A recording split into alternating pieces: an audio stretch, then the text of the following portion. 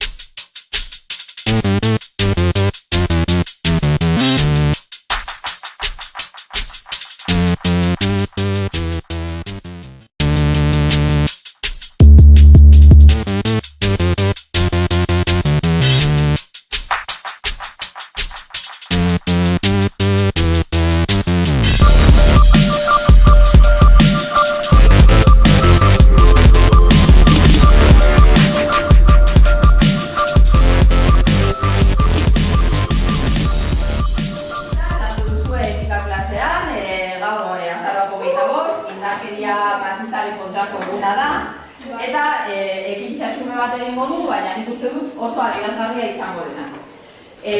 Denon dakizue, baztertu behar dutugula 1000 kontu, dakegin matxista horretan ez iristeko, orduan egingo dugu, bizkatxo bat, joan zaitezte ideia botatzen, zen nolako gauzak, baztertu behar ditugun, gure gizartetik, gure inguruan, ez gertatzeko, indarkeria matxista hori.